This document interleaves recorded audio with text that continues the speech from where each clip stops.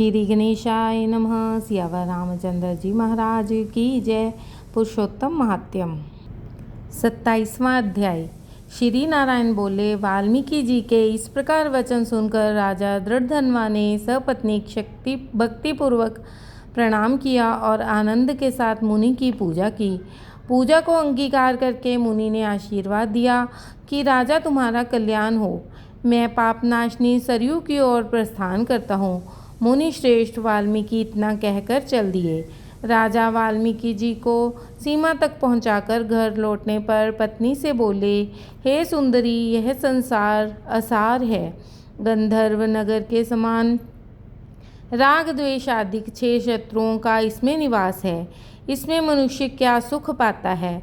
कृमि, विष्ठा, वात, कफ, मूत्र आदि सहित भस्म होने वाली इस देह में क्या रखा है। मैं अप्राप्य वस्तु को पाने के लिए वनगमन करूँगा और वहीं पुरुषोत्तम का स्मरण करूँगा। पति के ऐसे वचन सुनकर पतिव्रता साध्वी गुण सुंदरी विनयपूर्वक हाथ जोड़कर बोली, हे भूपति, आपके साथ मैं भी चलूँगी। पतिव्रता स्त्री का पति तो देवता होता है। प्रिया के ऐसे वचन सुनकर राजा अपने पुत्र को राज्याधिकारी बनाकर पत्नी सहित वन को चल दिया। वे दोनों हिमालय के समीप गंगा तट पर जा पहुँचे। पुरुषोत्तम प्रारंभ होने पर वे तीनों काल स्नान आदि करते रहे। हे नारद, पुरुषोत्तम भगवान का स्मरण करते हुए वे दोनों तप करने लगे।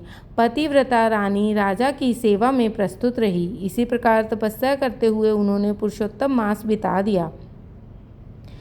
व्रत संपूर्ण होने पर छोटी बजती हुई घंटियों से सुशोभित एक विमान वहां उतरा। उसमें पुण्यशील सुशील हरि के गण विराजमान थे। राजा रानी को दोनों गणों ने नमस्कार किया और फिर दोनों को आदर सहित विमान में बिठा लिया। इस तरह रानी सहित राजा ने नवीन शरीर धारण कर गोलोक में प्रस्थान किया, जहाँ पुरुषोत्तम भगवान के इस लोक में श्री हरि के समीप रहकर निर्भय हो आनंद पूर्वक निवास करने लगे।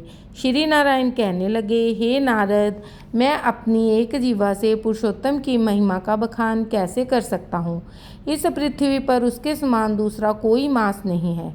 सहस्त्र जन्म तप करने से भी ऐसा सुफल नहीं मिलता जैसा कि पुरुषोत्तम मास में व्रत रखने पर मिलता है।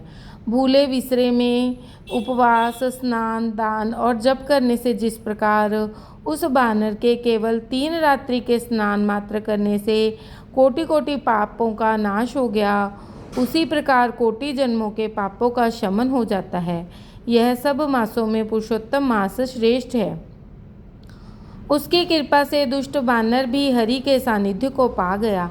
नारद जी ने पूछा, वेदों में मानव जन्म को ही संपूर्ण अर्थों का साधन बताया गया है, परंतु वह अज्ञानी वानर भी इस सेवा से कैसे मुक्ति पा गया।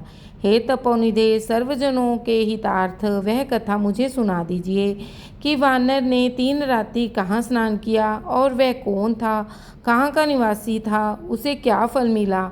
श्री नारायण ने बताया कि हे नारद, केरल प्रदेश का वह एक अति लोभी ब्राह्मण था। पिता ने उसका नाम चित्र शर्मा रखा था। धन के लोभ में लिप्त रहने के कारण वह कभी भी अच्छा भोजन नहीं कर पाता था, न अच्छे वस्त्र पहनना करता था। उसकी मूर्ता ने उसे न तो कभी हवन करने दिया, न वह पितरों की तृप्ति कर सका। यश के निमित्त भी उसने कभी कुछ पुण्यादि नहीं किया। स्त्री पुत्र आदि का पालन करने उसने नहीं किया। इस तरह यह केवल अन्याय अत्याचार करके केवल धन संचय करने लगा। माघ में उसने तिल मात्र तक दान नहीं किया। कार्तिक में दीपदान और ब्राह्मणों को भोजन कराना चाहिए, वह भी उसने नहीं किया। वैशाख में धान्य का दान और अन्य मासों में भी इस प्रकार का कोई भी दान उसने नहीं किया। सूर्य की संक्रांति, सूर्य चंद्र के ग्रहण के अवसरों पर हवन, जप, दान आदि जो भी करना चाहिए उसने वह भी नहीं किया। वह सदा रोता, खींचता, अपनी निर्धनता का बखान करता, धन की लालसा में इधर उधर घूमता और लोगों से याचना करता कि मुझ दीनहीन को कुछ मिल जाए।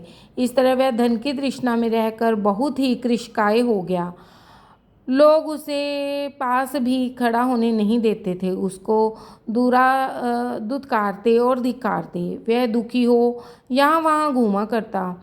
एक बगीचे के स्वामी माली को जब उसने रो रो कर अपना दुखड़ा सुनाया कि लोग इसका किस प्रकार निरादर करते हैं और वह नगर में नहीं जाएगा, माली उसकी दीनता भरी बानी सुनकर दया से भर उठा और उसका वह मित्र बन गया और उसने उसे बगीचे में रहने को कह दिया।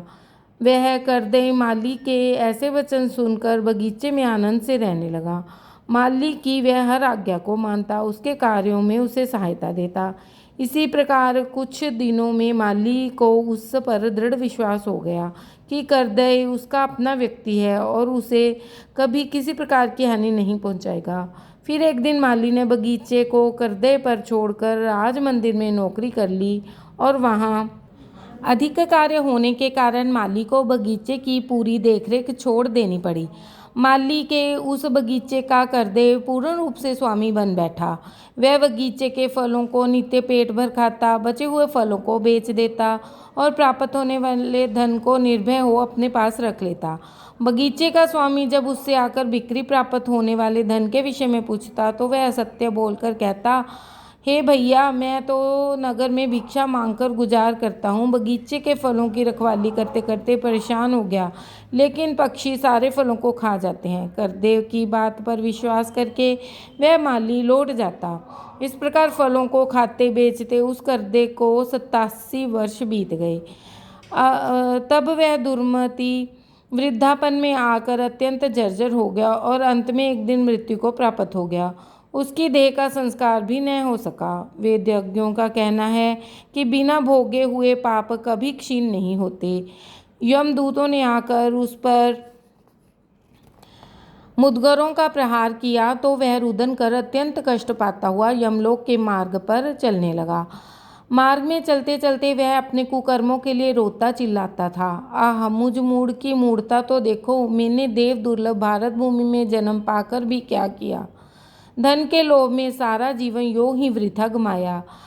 मैंने कभी कोई दान नहीं किया, कभी हवन तप की तो बात दूर, कभी मकर में सूर्य में गंगा का स्नान तक भी नहीं किया। पुरुषोत्तम मास के अंत में 3 उपवास भी नहीं किए। मैंने धन के लोभ में पड़कर अपनी देह को भी नहीं सुधारा। मेरा संचित धन पृथ्वी में गड़ा रहकर व्यर्थ गया। मुझे दुष्ट बुद्धि का सारा जीवन कलेश में ही बिताया। इस तरह वह करुण आलाप करते हुए यम के समक्ष जा पहुंचा। उसे देखकर चित्रगुप्त अशुभ कर्मों के लेखों को देखते हुए धर्मराज से बोले, यह करदे ने ब्राह्मण होकर अधर्म कार्य किए हैं। धन के लालच में कभी कोई शुभ कार्य नहीं किया। इसके विपरीत बगीचे में रहकर इसने अनेकों कुकर्म किए हैं। बगीचे के स्वामी के साथ विश्वासघात कर उसके फलों को खाया और बिक्री कर उसका धन भी उसे नहीं दिया। इस तरह इसने चोरी का पाप किया है। इसने अपनी साध्वी पत्नी, पुत्र पुत्री, जमाता, भाई आदि किसी को भी संतुष्ट नहीं किया। इसने लोभवश होकर कभी अच्छा खाया पिया तक नहीं, अच्छे वस्त्र तक नहीं पहने।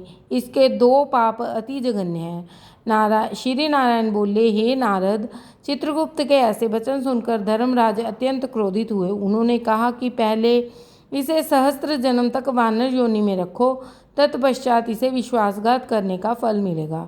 श्री बृहन्नारदीय पुरुषोत्तम मास महात्म 27वां अध्याय समाप्त।